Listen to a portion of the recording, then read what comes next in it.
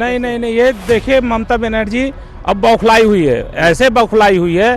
भाई अगर तुम्हारे पास अगर सबूत है, तुम्हारे यहाँ पर तुमने जमीन लेके रखी है, कुछ भी है, तुम्हारे पास प्रमाण पत्र है, तो तुमको क्या डरना है? हम लोग तो नहीं डर रहे, क्योंकि हमारे पास प्रूफ है। अगर तुम्हारे पास प्रूफ नहीं है, तुम बाहर से घुस के आए हो, तो तुमको जाना पड़ेगा। SIR का मतलब जान लीजिए पहले सर। SIR का मतलब सिर्फ इंडियन रहेंगे, माननीय नरेंद्र मोदी जी रहेंगे, अमित शाह जी रहेंगे और भारतीय जनता पार्टी रहेगी, तो कुछ नहीं। अभी देखो सनातन विरोधी रही है इनका छवि, तो अब जो है अपना दिमाग जो है थोड़ा सा हाईफाई, और राजनीति थोड़ा उनका हाईफाई रहता है। अच्छा। ममता बनर्जी का, जो कि कोई नहीं समझ पाएगा। वो जो बाबर हुमायूं जो है, क्या नाम उनका, हुमायूं कबीर, हाँ। हुमायूं कबीर जो है, उनको वोट भर भर के देंगे मुस्लिम लोग। मुस्लिम भाई लोगों का वोट बटेगा नहीं, एक जगह रहेगा, इधर उधर कहीं नहीं जाएगा। नमस्कार दोस्तों, तो मैं हूं सीपी के अंदर, और जिस तरीके से मैं वेस्ट बंगाल की बात कर रहा हूं, जिस तरीके से वेस्ट बंगाल के अंदर जो हुमायूं कबीर करके नेता हैं, जिसको ममता बनर्जी ने पार्टी से निकाल भी दिया, उसके उस बात पे कि मैं बाबरी मस्जिद की नींव रखने जा रहा हूं 6 दिसंबर को, निकाल तो दिया। और फिर बाद में उसने ये भी आरोप लगाया कि ममता बनर्जी जो हैं, RSS की शाखाएं इतनी थी, यहाँ पे इतनी हो गई, मतलब एक तरह से बीजेपी की बी पार्टी या बीजेपी के कहीं ना कहीं से वो समर्थन कर रही है। इस तरीके की बातें उसने कही थी कि मैं वो बीजेपी को समर्थन करती हैं और इसलिए मुझे पार्टी से निकाल दिया।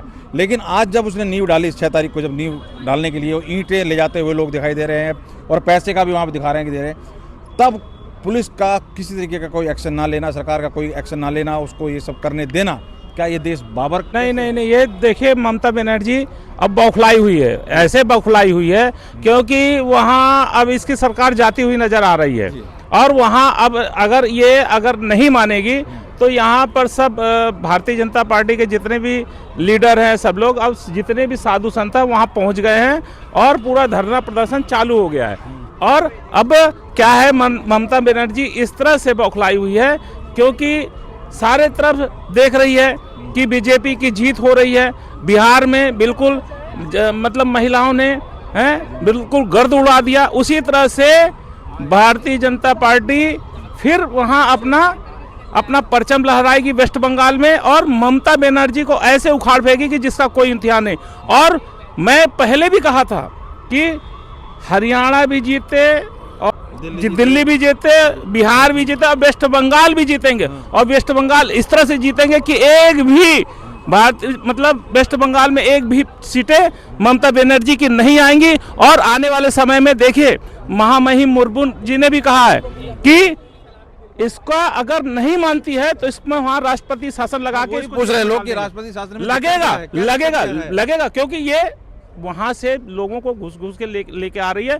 और भारतीय जनता, ये क्या कहते हैं, वहां के लोगों को भारतीय जनता पार्टी के और वहां के जितने भी लोगों को परेशान कर रही है। और आने वाले समय में देखिएगा, आने वाले समय में, आज भी मैं यहाँ के डंके की चोट पे बोल रहा हूँ, हनुमान जी के मंदिर के सामने खड़े हो, इसको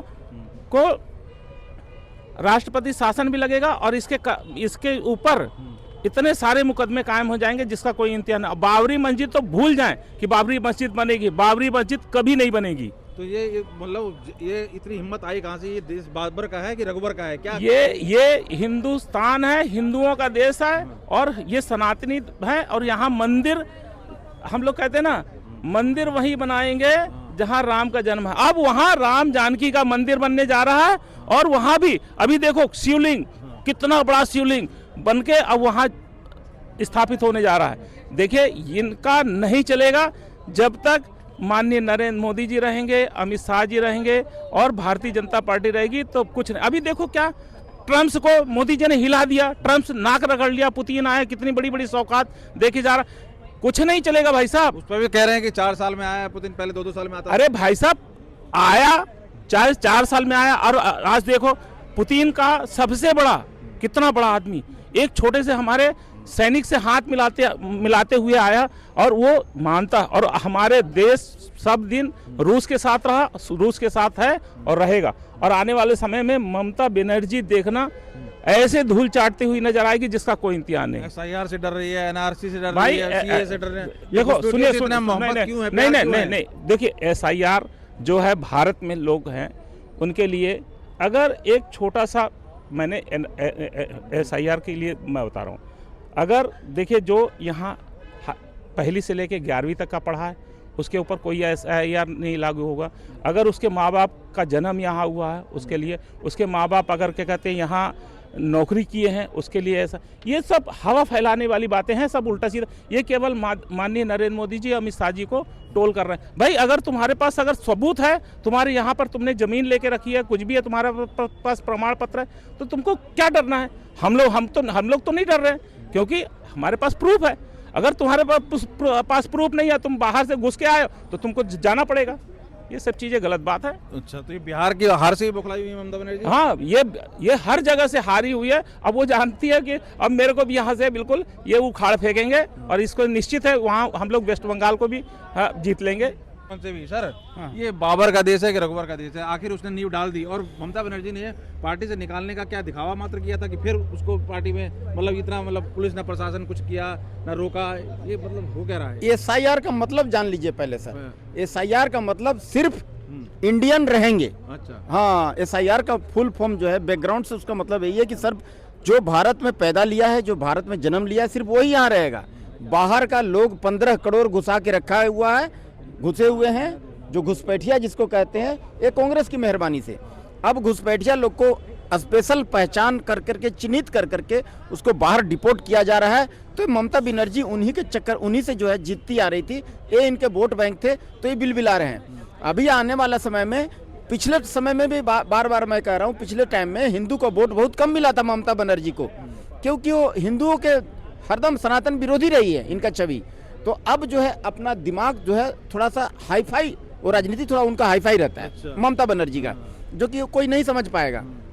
उनका दिखावा बहुत जोर जबरदस्त रहता है। हवाई चप्पल पहनना, मदर टेरेसा जैसा व्हाइट साड़ी पहनना, और कान में एक सिंपल सा खाली एक छोटा सा लौंग पहनना, तो ये दिखावा रहता है कि भाई इतना सादगी में रहते हैं, हाथी के दांत दिखाने के कुछ और खाने को। वेगनार में चलते हैं, ये सब। तो ये इनका जो है बहुत तगड़ा जो है राजनीति, हाईफाई राजनीति, उसको एक्टिव कर दिए हैं कि भाई अब जो है अब मुस्लिम भाइयों को ये अवॉइड करेंगे, तो जिससे मुस्लिम भाई नाराज हो जाएंगे, तो इनको वोट नहीं देंगे। ये वोट इसको ये नया पार्टी बना करके, वो जो बाबर हुमायूं जो हैं, क्या नाम उनका, हुमायूं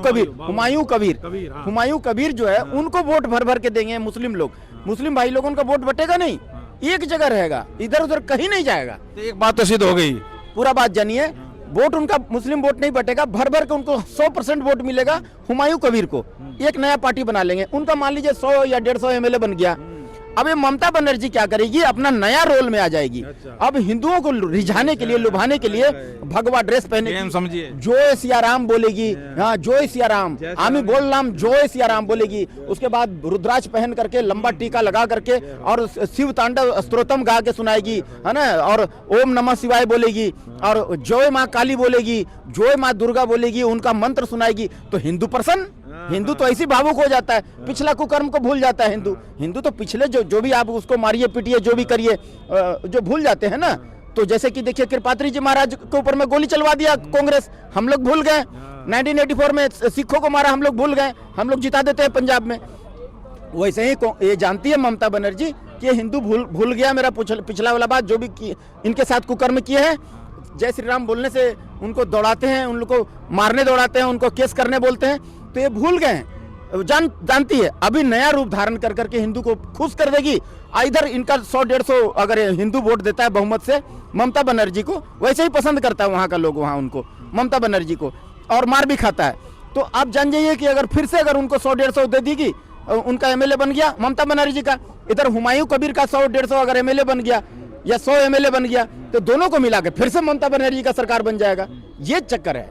तो अभी आज बाबा बागेश्वर भी, आप जानते हैं पीठाधीश बागेश्वर धृति कृष्ण शास्त्री जी आज वहाँ पे पहुँचे हैं वेस्ट बंगाल में, और बड़ी सभा की है, जो भी उन्होंने प्रवचन दिया है, और वहाँ पर उन्होंने सवाल किया है जनता से ही कि ये बाबर का देश है कि रघुवर का देश है। समझ में क्यों नहीं आता ममता बनर्जी को? या तो कितने लोगों ने, ममता बनर्जी को कभी समझ में नहीं आने वाला है। तलवार के उनका खाने का दिखाने का कुछ और, खाने का कुछ और उनका दांत रहता है।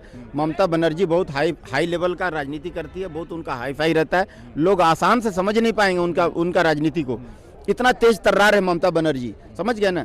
तो ये जान लीजिए कि आने वाला समय में जो है वो बागेश्वर बाबा जो गए हैं, वो सच्चा सनातन का सिपाही वही है, वही सबको जागरूक कर रहे हैं, सबको एक्टिव कर रहे हैं कि भाई आप अपना पूर्वजों को पहचानिए, आपका असलियत को पहचानिए, वो सबको जागरूक कर रहे हैं। आप देखिए हमारे बड़े बड़े मठ मंदिर में 2.5 क्विंटल के साधु संत लोग एयर कंडीशन में रहते हैं, घर से प्रचार करने नहीं निकलते हैं, काम से काम रखते हैं। कौन जाएगा भैया, तो एयर कंडीशन से बाहर नहीं निकलते। तो मैं कहना चाहता हूं कि आप भी अपना एयर कंडीशन से बाहर निकलिए, सनातन धर्म का प्रचार करिए, और जो दूसरे धर्म में चले गए हैं उनको घर वापसी करा करके जो है उनको वापस घर वापसी कराइए। और आप एयर कंडीशन से बाहर नहीं निकलना चाहते, आज सनातन धर्म का पूरा बख्शिया उधर दिया है इन लोग, विधर्मी लोग है ना, विदेशी घुसपैठिया लोग, धर्मांतरण करने वाले लोग।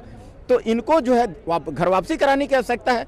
ये बड़े बड़े मठ मंदिर में साधु संत लोग करते नहीं है, तो ये जैसे ये अपना धीरेन्द्र शास्त्री जी कर रहे हैं वैसे करना चाहिए ना, लेकिन अपना जिम्मेदारी नहीं निभा रहे हैं। उसका देखिए उसका रिजल्ट क्या मिल रहा है। सब जगह से लोग जो है धर्मांतरण कर करके, कोई ईसाई बन रहा है, कोई क्या बन रहा है, कोई विदेश भाग रहा है, कोई ये सब ऐसी की तैसी हो रहा है। एक संत देखो आपने 19 वर्ष का एक छात्र देवव्रत महेश रेखे करके है नाम, अगर मैं गलत नहीं बोल रहा हूँ तो, कितना मतलब बड़ा मतलब एक जाप और इस तरीके का मतलब उच्चारण और मतलब 8 तरीकों से किस मतलब एक रिकॉर्ड है 200 साल पहले। मोदी जी ने भी उसको अप्रिशिएट किया, फिर योगी जी ने किया।